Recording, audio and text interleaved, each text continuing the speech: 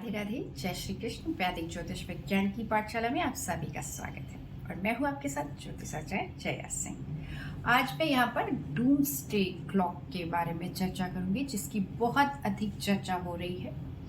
और डूम्सडे पर तो बहुत सारी मूवीज भी बनी हैं, बहुत सारे गेम भी हैं, पर आज के टाइम पर साइंटिस्ट आकर के ये वार्निंग दे रहे हैं हमें, शिकागो और नासा के साइंटिस्ट, की हम डूम्सडे क्लॉक के मिडनाइट पॉइंट जहां पर डूम्सडे आ जाएगा उससे हम केवल 90 सेकेंड्स दूर है। यानी कि एक टिकर दबा और हम प्रलय में आ जाएंगे, प्रलय की दुनिया में समा जाएंगे। तो ये क्या है, इसे आज हम समझेंगे। ये इनके पीछे का इतिहास क्या है, ओपनहाइमर से इसका क्या संबंध है, इसे भी समझेंगे। वर्ल्ड वॉर से इनका क्या संबंध है, वर्ल्ड वॉर 1, वर्ल्ड वॉर 2 से क्या संबंध है, और हम इस चीज को ज्योतिषीय वैज्ञानिक आधार पर कैसे समझें। ज्योतिष विज्ञान क्या कहता है? ज्योतिष विज्ञान कोई जादू नहीं है कि ऐसे आपने क्लिक किया और चीजें क्लियर हो गई और पिक्चर आ गई, ऐसे दिया और सामने पिक्चर आ गई। ये रिपीटेशन होता है, यहाँ पर पुनरावृत्ति होती है जो इसे विज्ञान बनाती है।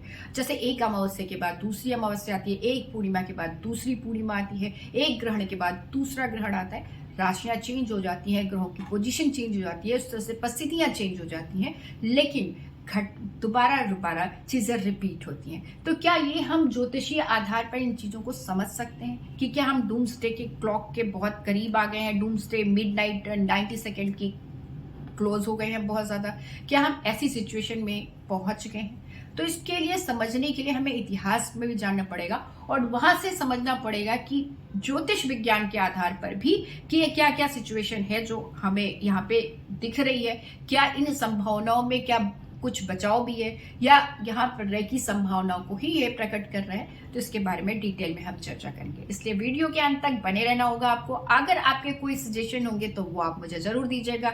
अगर कोई क्वेश्चन होगा, कहीं डाउट होगा तो आप मुझसे क्लियर करिएगा कमेंट्स बॉक्स में जाकर के। और ये वीडियो कई पार्ट्स में बनेंगे क्योंकि इसमें मैं वर्ल्ड वॉर 1 और वर्ल्ड वॉर 2 दोनों कवर करूंगी और करंट सिचुएशन को भी इसमें कवर करूंगी। और डूम्सडे तो रहेगा ही रहेगा, और इसके वैज्ञानिक आधार, ज्योतिषीय आधार पर क्या होंगे वो हम यहाँ पे डिस्कस करेंगे। हालांकि यहाँ पे डूम्सडे का जो चल रहा है, साइंटिस्ट का जो व्याख्यान चल रहा है, उसके साथ साथ ये भी आ रहा है कि बाबा वेंगा की भविष्यवाणियां या नेस्ट्राडामस की भविष्यवाणियां, या फिर जो भविष्य मालिका है जगन्नाथपुरी की, उसमें भी ये सारी चीजें दी गई हैं कि एक टाइम ऐसा आएगा जब प्रलय आ जाएगा और जो जगन्नाथ जी की सीढ़ियां हैं वहां तक समुद्र का पानी आ जाएगा, मछलियां वहां पर खेलेंगी। तो क्या ऐसी सिचुएशन क्रिएट हो सकती है, क्या इस तरह की संभावनाएं बन रही हैं? इस तरह से जो है वैज्ञानिक जितना डेवलपमेंट हो रहा है, इतनी ऊंचाइयों पे हम पहुंच रहे हैं, हर रोज नए खोज होती है, नई हम दुनिया में प्रवेश करते हैं, एआई के जमाने में हम आ रहे हैं जहां पर आर्टिफिशियल इंटेलिजेंस ही सारी चीजें कर रहा है और बड़ी वैज्ञानिक तौर पे तरीके से कर रहे हैं, एक इंसान से भी ज्यादा सुपीरियर तरीके से कर रहे हैं। तो क्या इसमें क्या कुछ भय की बात है, कुछ इस तरह की सिचुएशन क्रिएट हो रही है क्या? इसे हम पूरा डिटेल में समझेंगे, तो मेरे साथ बने रहिएगा। तो हम शुरू करते हैं वर्ल्ड वॉर 1 से। तो वर्ल्ड वॉर, देखिए एक चीज क्लियर है कि वर्ल्ड वॉर ये नहीं होता कि इस दिन पर्टिकुलर डे से सारे देश मिल गए और वर्ल्ड वॉर हो गई। पहली बात, पहले तो ये समझेंगे कि वर्ल्ड वॉर धीरे धीरे वर्ल्ड वॉर में कन्वर्ट होती है। पहले वॉर किसी छोटी सी चीज से शुरू होती है, पर उसके कारण पीछे जाते हुए बहुत ज्यादा बनते चले जाते हैं और सिचुएशन क्रिएट हो जाती है और वर्ल्ड वॉर में हम प्रवेश कर जाते हैं। अब इसको ऐसे भी समझ सकते हैं कि अब जो इस समय रूस और यूक्रेन का वॉर हो रहा है, नाटो उसको पीछे से सपोर्ट कर रहा है, अमेरिका उसको पीछे से सपोर्ट कर रहा है, पर जिस दिन वो नाटो आके सामने फ्रंट पे आ जाएगा उस दिन वर्ल्ड वॉर में कन्वर्ट हो जाएगा। जैसे इजराइल और हमास का वॉर चल रहा है, जिसमें अगर अमेरिका या ईरान सीधे सीधे डायरेक्टली इन्वॉल्व हो जाएंगे तो ये वर्ल्ड वॉर में कन्वर्ट हो जाएगा। इसके अलावा बहुत सारे दुनिया में मोर्चे हैं जिसपे कभी भी सिचुएशन ये है कि वॉर हो सकती है। जो कुछ बॉर्डर्स है, जैसे ताइवान चाइना का बॉर्डर है, जो नॉर्थ अमेरिका है, जापान का जो बॉर्डर है वो हमेशा वो रहता है, हमेशा संवेदनशील रहता है। पाकिस्तान इंडिया बॉर्डर हमेशा संवेदनशील रहता है। तो कुछ जगह है जिसपे कभी भी टिकर दबेगा और वॉर शुरू हो जाएगी। अब वर्ल्ड वॉर पे धीरे धीरे करके कंट्री सम्मिलित होती है। जैसे हम सबसे पहले शुरू करते हैं वर्ल्ड वॉर 1 से, जो कि 28 जुलाई 1914 को शुरू होती है। और रीजन ये तात्कालिक रीजन, ये पीछे के बैकग्राउंड बहुत सारे रहे होंगे, पर तात्कालिक रीजन ये बना कि ऑस्ट्रिया के राजकुमार को सर्बिया में हत्या कर दी गई और उसके बाद ऑस्ट्रिया हंगरी के साथ मिलकर के सर्बिया पर उसने अटैक कर दिया। फिर सर्बिया ने हेल्प मांगी, जिससे कि मित्र राष्ट्र बनते चले गए और फिर जैसे समझिए कि फिर उसके बाद सर्बिया के साथ America, England, Britain, great Britain, उस समय सब पूरे देश चारों तरफ था, तो ग्रेट ब्रिटेन, जापान, रूस इसमें सम्मिलित हो चले गए। एक तरफ जर्मनी, इसको मित्र राष्ट्र कहा गया, और एक तरफ थे जर्मनी, ऑस्ट्रिया, हंगरी,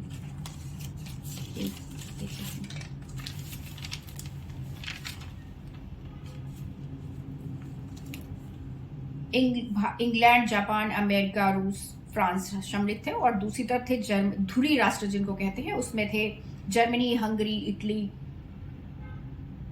और ऑटोमन साम्राज्य, ये सारे लोग थे। और चूंकि उस समय हम इसको वर्ल्ड वॉर इसलिए कहते हैं क्योंकि हम भारतीय ब्रिटेन के गुलाम थे, तो अगर ब्रिटेन युद्ध में शामिल हो रहा था तो हम ऑटोमेटिकली उसमें शामिल हो गए थे, इसलिए इसको वर्ल्ड वॉर की संज्ञा दी गई। क्योंकि ज्यादातर जितनी भी थी देश जो विकसित अविकसित देश थे या कमजोर देश थे, वो किसी न किसी देश के गुलाम हुआ करते थे उस समय। तो इस तरह से वर्ल्ड वॉर शुरू हो गई, पर वर्ल्ड वॉर धीरे धीरे वर्ल्ड वॉर में कन्वर्ट हुई। 2017 तक इसमें अमेरिका शामिल नहीं हुआ था, पर उस समय जर्मनी ने एक सबमरीन बना ली थी और एक वैज्ञानिक स्तर पर एक उच्चतर आविष्कार कर लिया था, और वो सबमरीन जो थी उस समय पानी के जहाज में जो भी सैनिक होते थे उसको जाकर के डुबो देती थी। इस तरह से जर्मनी का कब्जा चारों तरफ हो रहा था, और उससे पहले तक ये था कि जो समुद्र पर विजय पा लेता था, जिसका समुद्र में सेनाएं बहुत होती थी, वो पूरे दुनिया पे राज्य करता था। इसीलिए ब्रिटेन ने चारों तरफ अपना साम्राज्य फैला रखा था। अब जर्मनी की विजय होती चली जा रही थी, पर क्या हुआ कि 1917 8 अप्रैल 1917 को अमेरिका इस वॉर में कूदा। उसका रीजन पीछे ये था कि अमेरिका का पानी का जहाज जा रहा था जिस पर 1000 यात्री शामिल थे, सवार थे। उस जहाज को जर्मनी ने के सबमरीन ने डुबो दिया, जिसके बाद यहाँ पर पेपर की कटिंग आप भी देख सकते हैं। उसके बाद वो वह वॉर में कूद गया, और इस तरह से देखा जाए तो ये वॉर धीरे धीरे वर्ल्ड वॉर में कन्वर्ट हो गई। हालांकि ये 1918 नवंबर तक ही चली, उसके बाद जर्मनी ने सरेंडर कर दिया। इसको ऐसे ही समझ सकते हैं कि जैसे अभी वॉर हो रही है यूक्रेन की और रशिया की, और दूसरा जगह है हमास और इजराइल की, पर धीरे धीरे बाद में हमें हो सकता है 5 साल या 6 साल बाद हमें पता चला कि हम ये वर्ल्ड वॉर की ही खंड में जी रहे थे, क्योंकि धीरे धीरे और राष्ट्र इसमें शामिल हो सकते हैं। तो क्या ऐसी सिचुएशन बन रही है? और अगर ऐसी सिचुएशन क्रिएट होती है तो यही डूम्सडे क्लॉक के हम नजदीक चले जाएंगे, और तो इसे हम समझेंगे। और इसको जो वर्ल्ड वॉर फर्स्ट हुई थी उसमें 1 करोड़ लोग 1.5 करोड़ लोग मारे गए थे, जिसमें जो जर्मनी थी उसको बहुत ज्यादा नुकसान हुआ था, जिसकी वजह से उस समय वर्साई नामक जगह पे संधि की गई थी, ट्रीटी हुई थी वर्साई नाम की संधि, जिसमें उसको जर्मनी को एक तरह से समझा जाए तो एक बेइज्जती या शर्मनाक संधि का सामना करना पड़ा था। जर्मनी की सारी जो भी जमीनें थी उसका अपना हिस्सा गंवाना पड़ा था। जर्मनी के कब्जे में जो भी चीजें थी, सेना के आकार को छोटा करना पड़ा था। जो भी जितने भी राष्ट्रों का जो विजेता राष्ट्र थे, जिनका उनको खर्चा हुआ था, जितना नुकसान हुआ था, उसकी भरपाई भी जर्मनी के द्वारा करनी थी। इसके अलावा जर्मनी किसी और जो उनकी कॉलोनी थी जर्मनी की, वो अन्य देशों में बांट दी गई थी। यही नहीं, जो वहां का जो कोयला होता था उसको बेल्जियम और फ्रांस में निश्चित मात्रा में देने के लिए भी मात्रा में भेजना भी निश्चित कर दिया गया था। ये जो वर्साई की संधि थी, ये ही वर्ल्ड वॉर 2 की वो एक तरह से देखा जाए तो नींव रखी गई थी, वर्ल्ड वॉर 2 की नींव वहीं पर रखी थी, बीजारोपण उसी समय हुआ था। क्योंकि अगर अगर जर्मनी की इस तरह की शर्मनाक उसकी संधि नहीं होती, इस तरह से बेइज्जती नहीं की जाती, उसके हर मोर्चे पर उसे इस तरह से नहीं किया जाता प्रताड़ित, तो शायद हो सकता है कि वर्ल्ड वॉर नहीं होता। पर वो वर्साई की जो संधि थी उसने जर्मनी को न केवल उसके नुकसान किया था आर्थिक तौर पे, बल्कि उसको बहुत ज्यादा बेइज्जती भी सहनी पड़ी थी। और यही कारण है कि मुश्किल से 20 साल बाद 2018 में शुरू हुई थी और 20 साल बाद ही दूसरा वर्ल्ड वॉर शुरू हुआ, जिसमें से दो मेन कारण थे। एक तो इटली में मुसोलिनी तानाशाह बन गया था और 1922 में और 1933 में हिटलर आ गए थे तानाशाह के रूप में। और यहाँ पर उन्होंने सबसे पहला काम यही किया था कि जो वर्साई की संधि थी उसको क्रॉस किया, वर्साई की संधि को क्रॉस किया। तो हम इस पे बाद में आएंगे। आज हम सबसे पहले यहाँ पर ये चर्चा करेंगे कि 1914 में जो वॉर हुआ था, तो सबसे पहले हम उसका चार्ट ले लेते हैं, ठीक है। और 1914 का चैत्र प्रतिपदा का चार्ट लेंगे और 1914 का ही हम ग्रहण का चार्ट लेंगे और इसको हम यहाँ से समझेंगे कि ये कैसे सिचुएशन बनी थी। तो आज इतना ही कवर करेंगे, फिर नेक्स्ट उसमें चलेंगे। तो अब यहाँ देखें तो अगर हम इसको काल पुरुष की कुंडली बना लेते हैं तो मेष लगन की कुंडली बन जाएगी। और मेष लगन की कुंडली देखेंगे तो वहां पर अगर हम देखें तो यहाँ पे 2-3 चीज जो बहुत इंपॉर्टेंट है। एक चीज ये कि 28 जुलाई 1914 को सिंह राशि, उस पर केतु स्थित है, मंगल स्थित है और शनि की दृष्टि पड़ रही है और वहां पर शुक्र भी स्थित है।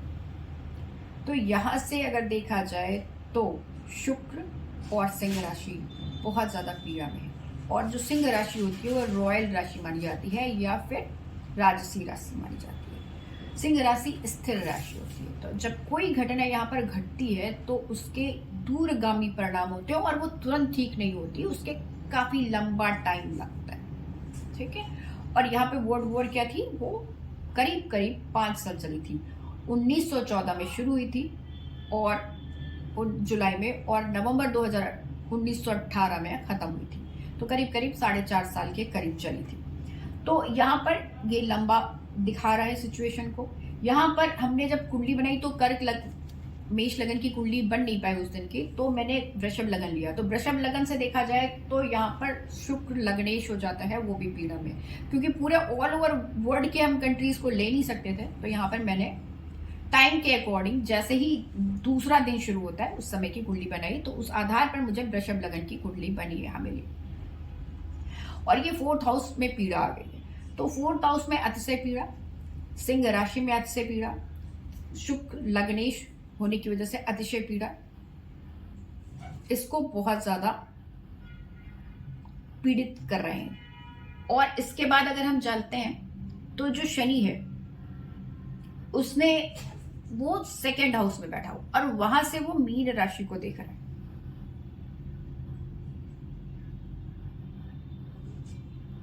तो इस तरह से यहां पर भी बहुत ज्यादा पीड़ा है।